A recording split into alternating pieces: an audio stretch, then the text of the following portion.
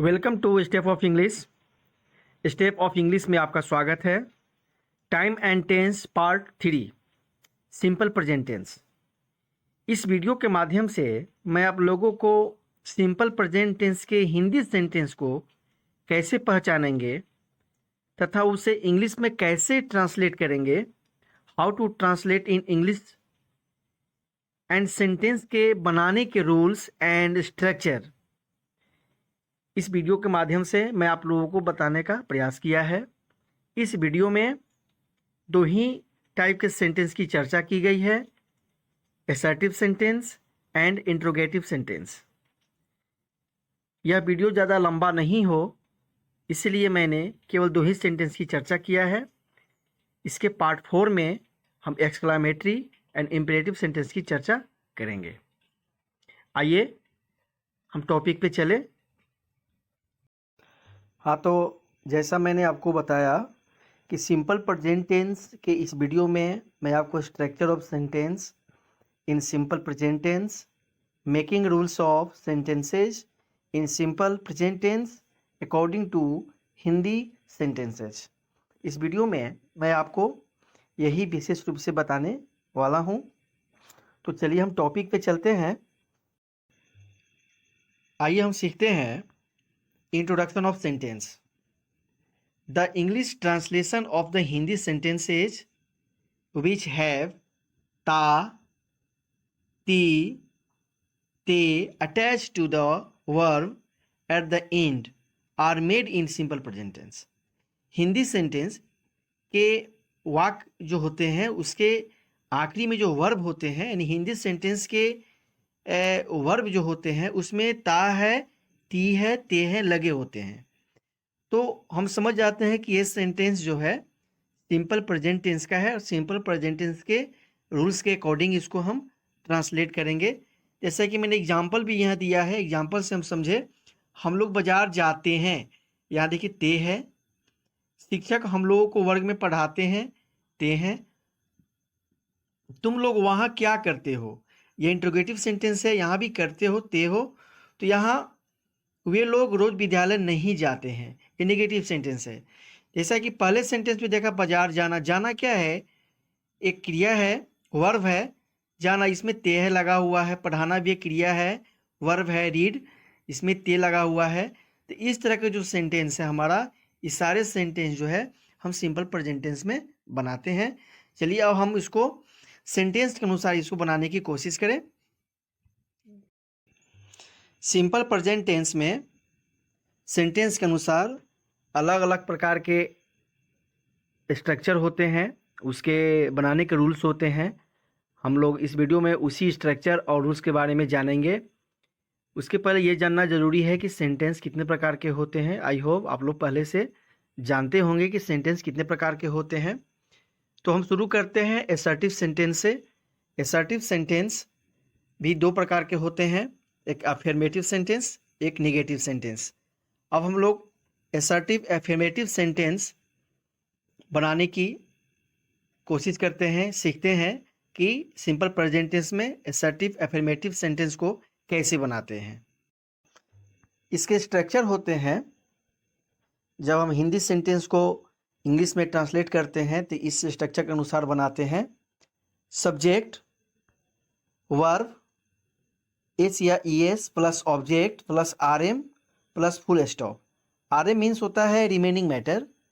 जो subject, verb और object के अलावा जो भी वर्ड होते हैं, नाउन फ्रेजेज हो या टाइम फ्रेजेज हो, जो भी वर्ड हो उसको हम लिखते हैं। तो वर्ब का पहले हम चर्चा कर ले। वर्ब के साथ एस या ईएस, जो कि मैंने पार्ट 2 में बता दिया आप लोगों को कि किस पर्सन के साथ आने वाला वर्ब में एस या ईएस लगाते हैं। तो इस स्ट्रक्चर के अनुसार हम ट्रांसलेशन बनाते हैं। वह अपने बहन के साथ विद्यालय जाता है, वह अपने बहन के साथ विद्यालय जाता है, जैसा कि सेंटेंस सिंपल प्रेजेंट टेंस में है। He goes to school with his sister. He हमारा थर्ड पर्सन का सिंगुलर नंबर है, इसलिए इसके साथ आने वाला वर्ब जो है गो है, इसलिए मैंने इसमें ईएस लगाया। हम लोग शाम में अपना पाठ याद करते हैं। ये फर्स्ट पर्सन का प्लूरल सब्जेक्ट है हम लोग। तो we learn our lesson in the evening. Plural subject of first person we के साथ जो वर्ब आया है लर्न, इसमें एस या एस नहीं लगाते हैं। बस इतना ध्यान रखना है कि केवल थर्ड पर्सन के सिंगुलर सब्जेक्ट के साथ आने वाला वर्ब में ही एस या एस लगाते हैं जब वह सिंपल प्रेजेंट टेंस में हो और सेंटेंस एसर्टिव अफर्मेटिव में हो। इस बात को अच्छी तरह दिमाग में सेट कर लीजिए। मैं नित्यदिन ईश्वर की प्रार्थना करता हूँ। I pray to God every day. I हमारा क्या है? सब्जेक्ट है। प्रे हमारा क्या है? वर्ब है। गॉड ऑब्जेक्ट है और एवरी डे हमारा टाइम फ्रेजेज है, जिसको मैंने आर एम की जगह पर मैंने लिखा है। तो subject plus verb plus object plus R M. Verb में एस या एस लगाना किसके साथ है आपको पता है। आई हमारा फर्स्ट पर्सन का सिंगुलर सब्जेक्ट है, इसलिए इसके साथ आने वाले वर्ब में एस या एस नहीं लगाएंगे। गीता रसोई में खाना पकाती है। Geeta cooks in the kitchen. Geeta हमारा क्या है? थर्ड पर्सन का सिंगुलर सब्जेक्ट है, इसीलिए इसके साथ जो वर्ब कुक आया है इससे मैंने एस लगाया है। In the kitchen, Geeta cooks in the kitchen. Sita और गीता रसोई में खाना पकाती है। यहाँ ध्यान देने वाली बातें हैं। सीता और गीता। सीता और गीता क्या है? हमारा थर्ड पर्सन का प्लूरल सब्जेक्ट है। दो सब्जेक्ट सिंगुलर सब्जेक्ट जब एन से जुड़ जाए उसको हम प्लूरल नंबर में रखते हैं। Sita and Geeta cook in the kitchen. यहाँ देखिए सीता एंड गीता के साथ जो वर्ब लगा है इसमें एस या एस हमने नहीं लगाया है, इसलिए क्योंकि सीता एंड गीता यह प्लूरल फॉर्म को शो करता है। एंड के साथ दो सिंगुलर नाउन जब जुड़ता है तो वह प्लूरल फॉर्म में जाता है, इसलिए उसके साथ आने वाले वर्ब में एस या एस हम नहीं लगाएंगे। अब हम सीखे एसर्टिव नेगेटिव सेंटेंस।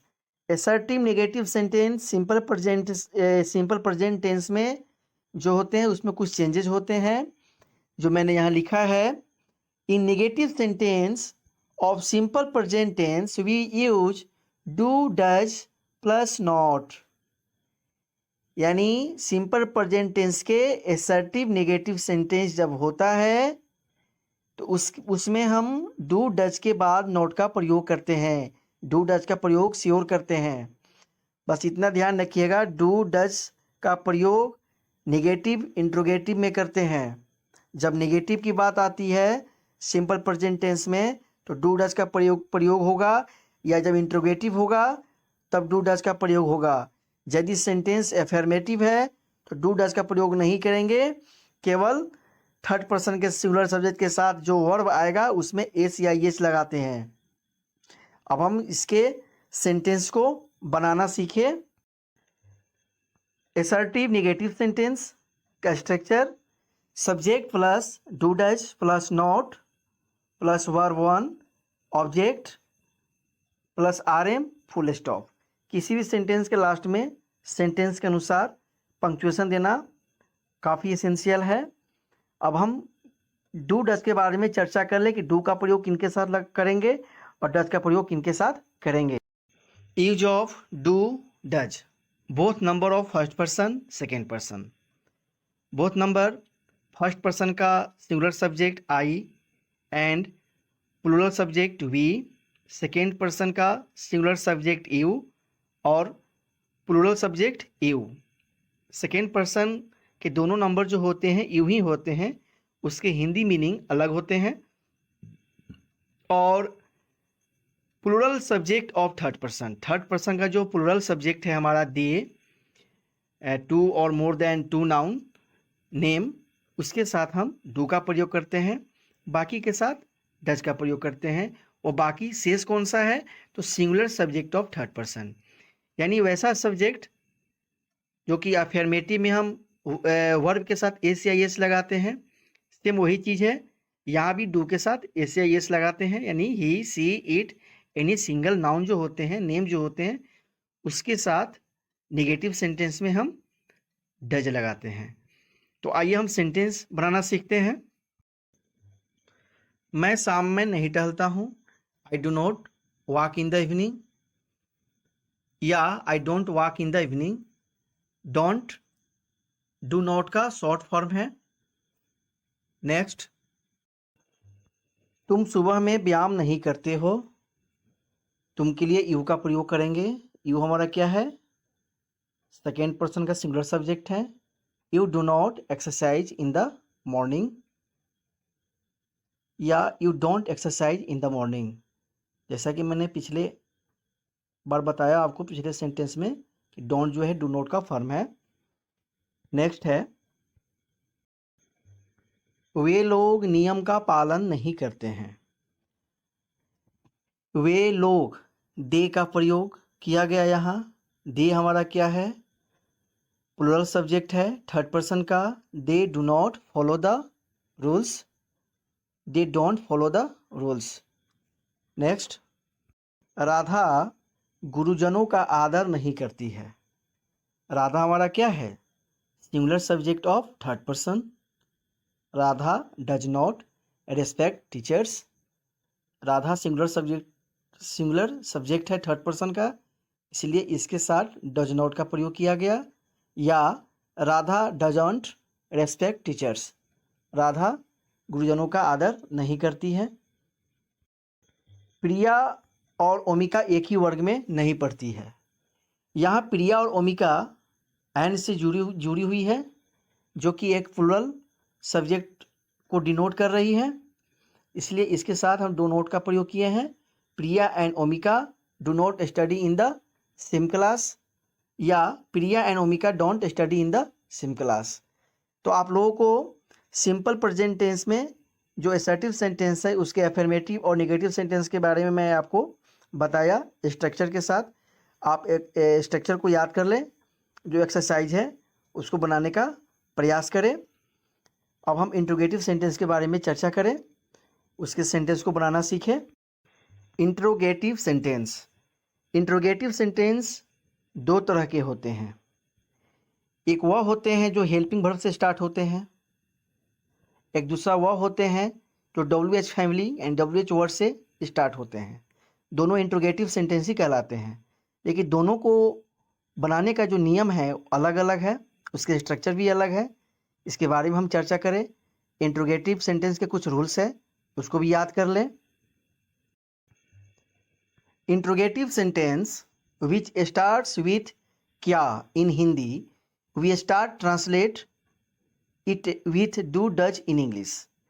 कहने का सेंस यहाँ यह है कि हिंदी वाक्य में जब हम देखते हैं इंट्रोगेटिव सेंटेंस की जब शुरुआत होती है तो कभी क्या से होती है, उसके वाक्य के शुरू में ही क्या होते हैं, और कभी कभी ऐसा देखते हैं कि किसी सेंटेंस के बीच में क्यों, क्या, कैसे, WH वर्ड जो होते हैं उसके अर्थ होते हैं। दोनों इंट्रोगेटिव ही सेंटेंस है।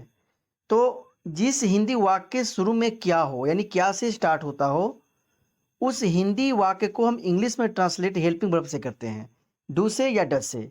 डू डज का प्रयोग आप लोग पहले से जान चुके हैं। दूसरा यह है कि we answer to this question in one word. इस तरह के जो सेंटेंस होते हैं, क्वेश्चन होते हैं, इसके आंसर हम वन वर्ड में देते हैं, यस में या नो में। We put the question marks in the end of sentence. Interrogative sentence के अंत में हम क्वेश्चन मार्क्स निश्चित रूप से लगाते हैं। जैसे एक सेंटेंस मैंने यहाँ लिखा है, क्या हुआ लिखता है। क्या यहाँ इस वाक्य की जो शुरुआत हुई है क्या से हुई है, लास्ट में क्या है, इंट्रोगेशन मार्क्स यहाँ दिया हुआ है, इसको क्वेश्चन मार्क्स भी बोलते हैं। डज ही राइट, क्या हुआ लिखता है। ओके। इंट्रोगेटिव सेंटेंस भी असर्टिव सेंटेंस की तरह दो तरह के होते हैं, एक अफर्मेटिव इंट्रोगेटिव सेंटेंस और दूसरा नेगेटिव इंट्रोगेटिव सेंटेंस। तो अब हम लोग अफर्मेटिव इंट्रोगेटिव सेंटेंस को स्ट्रक्चर के अनुसार बनाने का कोशिश करें, सीखें हम लोग। अफर्मेटिव इंट्रोगेटिव सेंटेंस, इसके स्ट्रक्चर होते हैं do does plus subject plus verb one plus object plus R M plus question mark. क्या तुम बाजार पैदल जाते हो? क्या तुम बाजार पैदल जाते हो? यहाँ भी देखिए तो इस सेंटेंस की स्टार्ट जो हुआ है क्या वर्ड से हुआ है, तो यह इंट्रोगेटिव सेंटेंस है जिसका आंसर हम लोग यस नो में देते हैं और इसका इंग्लिश ट्रांसलेशन बनाते हैं डू या डज से। तो यहाँ डू लगेगा क्योंकि यू है, सेकंड पर्सन है। Do you walk to the market? Do you walk to the market. Next, क्या उसकी माँ विद्यालय में पढ़ाती है? Does her mother teach in the school? Does का मैंने प्रयोग यहाँ इसलिए किया क्योंकि यहाँ क्या है, हर मदर क्या है, थर्ड पर्सन का सिंगुलर सब्जेक्ट है, इसीलिए मैंने इसके साथ डज का प्रयोग किया। नेक्स्ट सेंटेंस हम लोग देखें। क्या वे लोग उसकी प्रशंसा करते हैं? Do they praise her? Do they praise her. Negative interrogative sentence, इसके स्ट्रक्चर होते हैं डू या does plus subject plus not plus form of verb, first form of verb plus object plus R M plus question mark. कभी कभी हम देखते हैं do not या डजोंट का जब शॉर्ट फॉर्म लिखते हैं डोंट या डजोंट, तो हम सब्जेक्ट के पहले लगाते हैं, यानी डोंट या doesn't plus subject plus verb one plus object plus R M plus question mark. Sentence की चर्चा करें। क्या तुम लोग अपने माता पिता का कहना नहीं मानते हो? यहाँ तुम लोग सेकेंड पर्सन का प्लूरल फॉर्म है, तो यहाँ कोई दिक्कत नहीं होनी चाहिए क्योंकि सेकेंड पर्सन के दोनों नंबर के साथ हम सेम यूज करते हैं, डू या वर्ब भी सेम ही यूज करते हैं। डू यू नॉट ओवी योर पेरेंट्स? नेक्स्ट, क्या राहुल सुबह में नहीं टहलता है? राहुल यहाँ थर्ड पर्सन का सिंगुलर सब्जेक्ट है। Does Rahul not walk in the morning? Next sentence,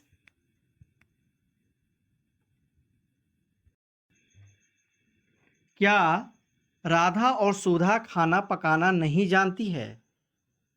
तो क्या राधा और सुधा खाना पकाना नहीं जानती है? जैसा कि आप लोगों को पहले बताया गया है कि जब दो नाउन एन से जुड़ जाए उसको हम थर्ड पर्सन के प्लूरल फॉर्म कहते हैं। राधा और सुधा एन से जुड़ा हुआ है, तो यहाँ डज न लगाकर हम डू का प्रयोग करेंगे। Do Radha and Sudha not know how to cook, या don't Radha and Sudha know how to cook. तो स्टूडेंट, मैं आपको इस वीडियो में सिंपल प्रेजेंट टेंस के दो टाइप के sentence, assertive sentence and interrogative sentence को समझाने का प्रयास किया है स्ट्रक्चर के साथ। मैंने कुछ एग्जाम्पल भी दिए हैं। यदि इतना एग्जाम्पल एनफ नहीं है तो आप अपने बुक से इसके इस स्ट्रक्चर के आधार पर घर पे अभ्यास कर सकते हैं। अगर आपको कुछ और जानना है, कुछ ऐसी पॉइंट छूट गया हो, तो आप कमेंट बॉक्स में कमेंट कर सकते हैं। इसके रिगार्डिंग मैं आपको वीडियो उपलब्ध कराऊंगा। हालांकि मैंने कोशिश किया है कि उन सारे पॉइंट को, उन सारे पहलू को जो काफ़ी छोटा से छोटा है, आपको इस वीडियो में बताया जाए ताकि आपको छूटे नहीं, समझ में अच्छा से आ जाए। तो इस वीडियो में मैंने आपको इतना ही दिया है। नेक्स्ट वीडियो में दो टाइप के जो सेंटेंस है, एक्सक्लामेटरी सेंटेंस और imperative sentence, time and tense के पार्ट 4 में मैं आपको दूंगा। आप इस वीडियो को देखें, समझें, कमेंट बॉक्स में कमेंट करें यदि आपको किसी भी तरह का आपको प्रॉब्लम दिखता हो तब। Thank you. Watch part 4 of time and tense to learn exclamatory sentence and imperative sentence in simple present tense, State of English by Ankit Rajesh. Bye. Thank you.